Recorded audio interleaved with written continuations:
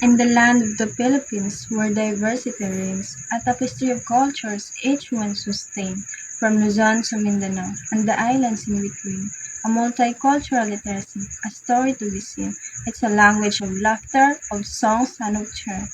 A fusion of flavors, a symphony so clear. It's the wisdom of the elders, passed down through the years, a heritage of resilience through laughter and tears.